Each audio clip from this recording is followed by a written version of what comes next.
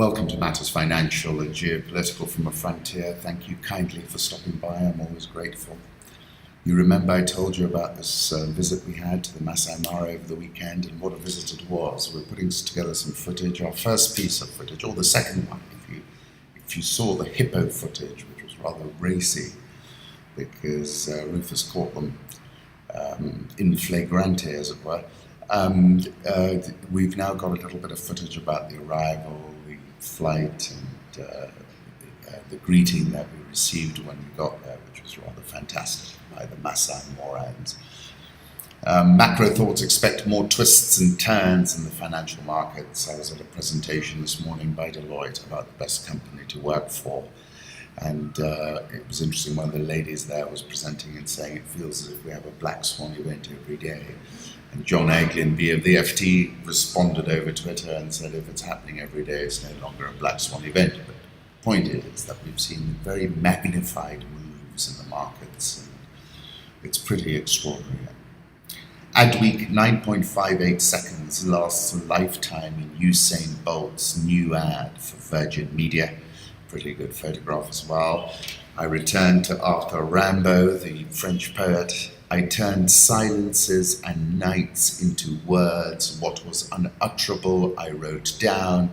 I made the whirling world stand still. Eternity is the sun mixed with the sea. That's again Rimbaud. And on that note, let me put up a photograph of the Indian Ocean just outside Watana House, Diani. It is found again, what eternity, it is the sea gone with the sun. And on that note, a photograph of the Indian Ocean, again, south coast, Diani, Kenya. Arthur Rimbaud again, and in the dawn, armed with a burning patience, we shall enter the splendid cities. Political reflection focusing on competence while her rivals imploded around her. Theresa May. Fact, Theresa May was headed back to London from the English Midlands when she learned of her impending appointment as Britain's next Prime Minister. She had just delivered the first, and as it turned out, only speech of the campaign to land the job, the moment winning the race to lead the governing Conservative Party after a remaining opponent unexpectedly dropped out. You've got to be lucky as well, haven't you, in these matters? Summed up much of the 59-year-old Home Secretary's journey to the top of UK politics, focusing on competence while her rivals imploded around her. Now she's arrived, the woman one Conservative veteran called bloody difficult will have to show exactly how unflappable she is. Of course, I remember Mrs. Thatcher because I went to the United Kingdom at the time, in 1979, 78 actually, pretty soon after Mrs. Thatcher came to power. And I think certainly she is the best choice that we have been presented with. An international court issues its ruling Tuesday on a challenge brought by the Philippines to China's claim to more than 80% of the South China Sea. That decision is out as I go to the podcast, and it seems that it's highly unfavorable to China. China considers more than 80% of the South China Sea its sovereign territory. Its construction of 7 artificial islands in the sea has raised tensions in the region with overlapping territorial and economic interests.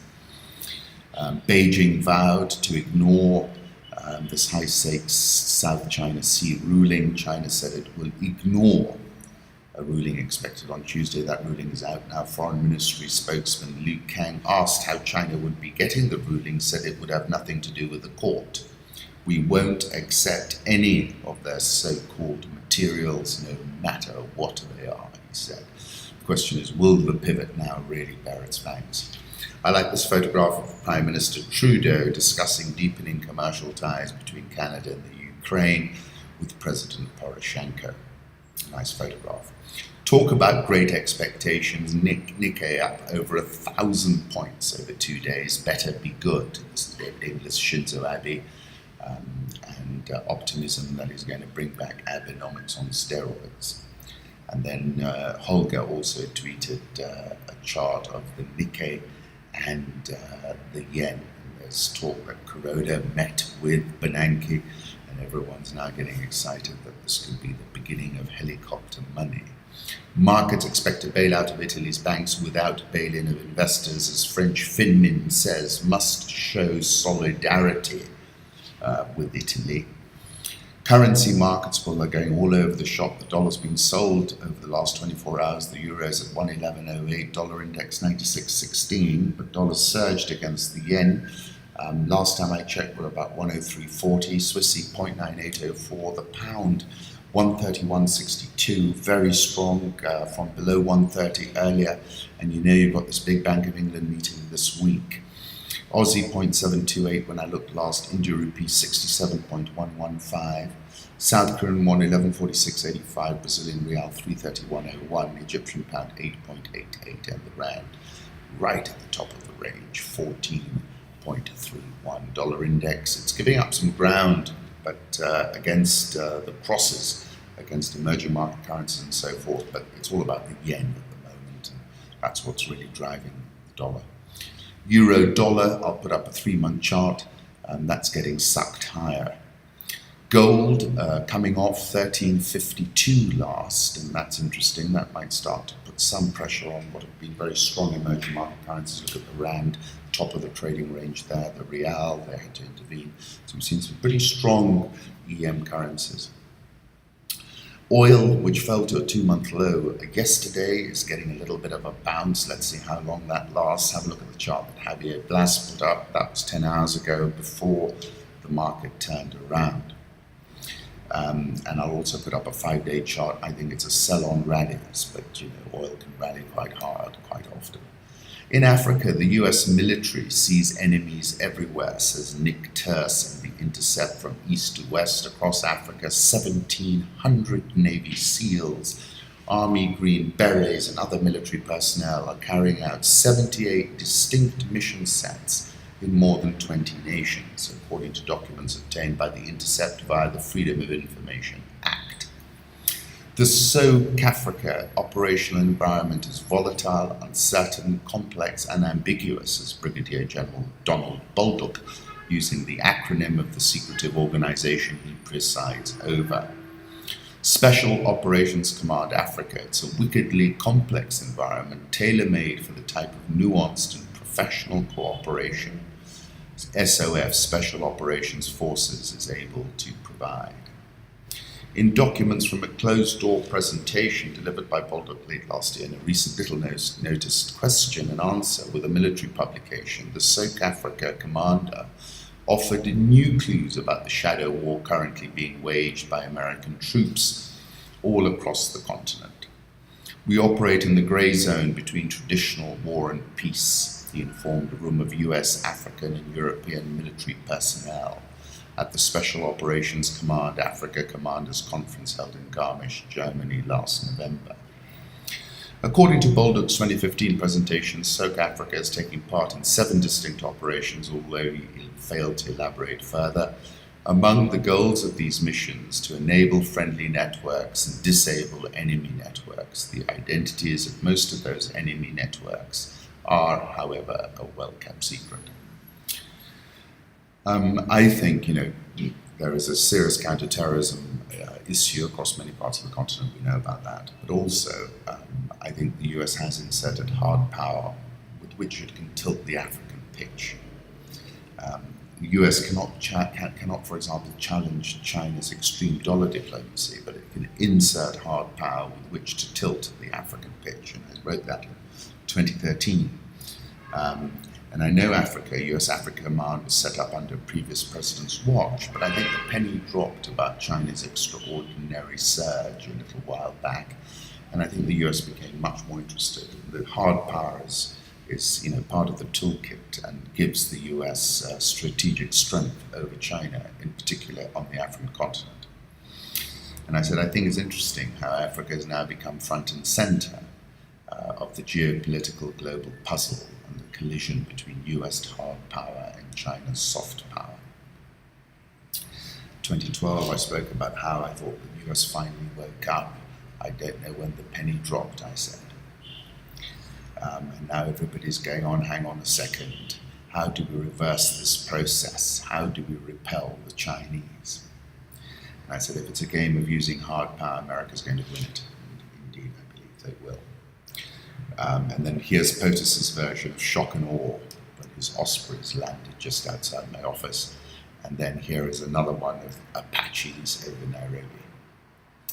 Angola's failure to agree a new extended fund facility with the IMF will leave it struggling to go it alone, managing numerous economic pressures, according to a note from Moody's, and that's definitely the case. Moody's has not changed Angola's credit rating, but warned that the suspension of talks with the IMF is credit negative for the country.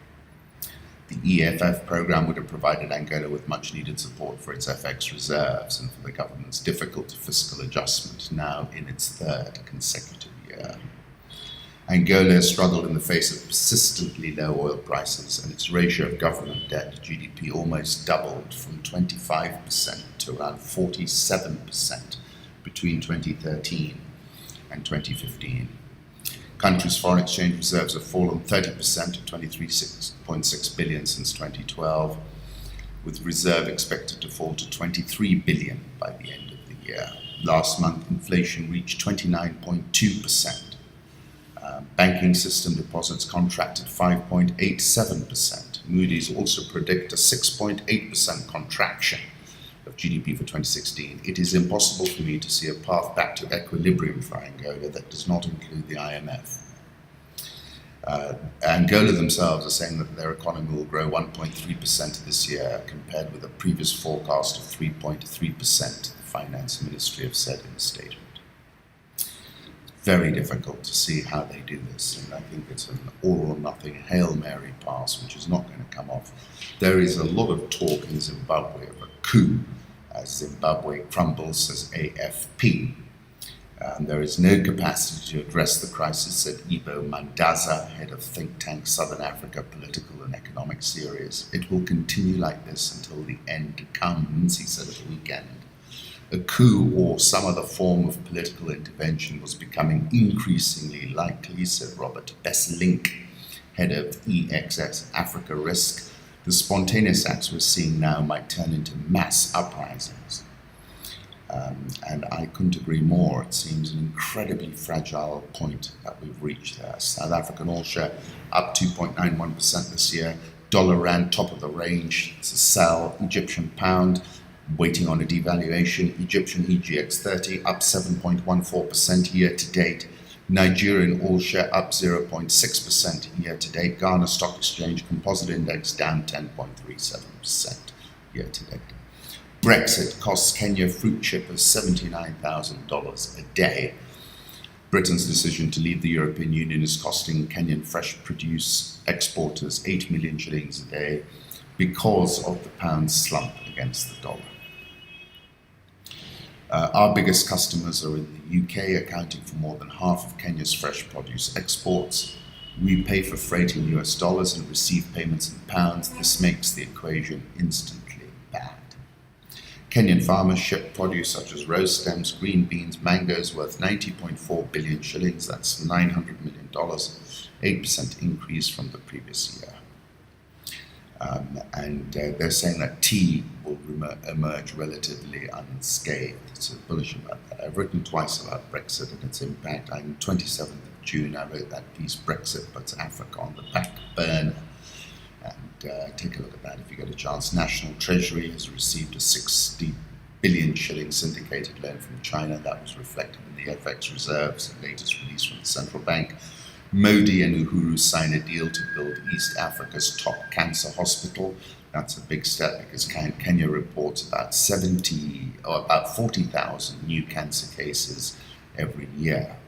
Foreign companies to face 30% local ownership rule. This is in Business Daily. I think it's a very bad idea and entirely unfortunate that we're at this point. Nairobi all shares down 3.78% this year, fell 0.58% yesterday. Bearish NSE 20 remains soft, down 9.38% this year, and fell 0.73% yesterday. As I said, I attended the Deloitte Kenya Best Company to Work For function this morning. Very interesting and insightful. Sammy Onyango, who's the main partner for this part of the world, introduced his keynote speaker as a friend of mine, Dr. Martin Otieno, as a millennial, because he said